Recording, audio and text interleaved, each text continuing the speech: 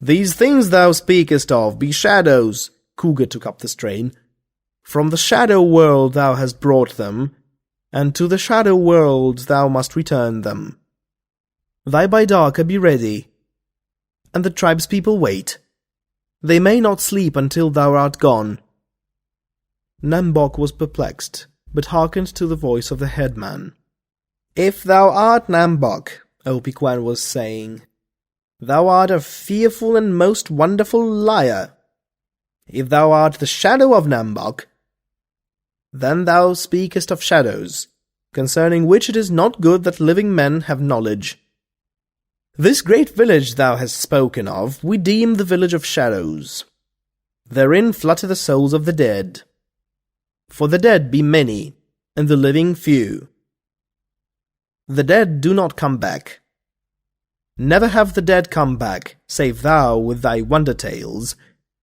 It is not meet that the dead come back, and should we permit it, great trouble may be our portion."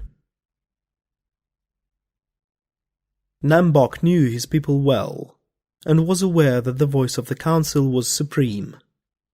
So he allowed himself to be led down to the water's edge, where he was put aboard his Baidaka and a paddle thrust into his hand. A stray wildfowl honked somewhere to seaward, and the surf broke limply and hollowly on the sand.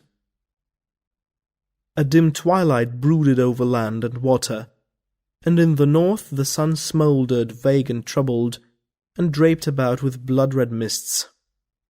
The gulls were flying low.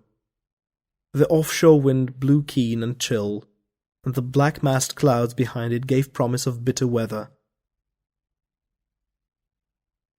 "Out of the sea thou camest," Opi-Kwan chanted oracularly, "and back into the sea thou goest. Thus is balance achieved, and all things brought to law." Bask-Wa-Wan limped to the froth mark and cried, "I bless thee, Nam-Bok, for that thou remembered me." But Cougar, shoving Nam-Bok clear of the beach, tore the shawl from his shoulders and flung it into the Baidaka. "It is cold in the long nights," she wailed, "and the frost is prone to nip old bones." "The thing is a shadow," the bone-scratcher answered, "and shadows cannot keep thee warm." Nam-Bok stood up that his voice might carry. "Ho, Bask-Wa-Wan, mother that bore me," he called. "Listen to the words of Nam-Bok, thy son. There be room in his Baidaka for two, and he would that thou camest with him. For his journey is to where there are fish and oil in plenty.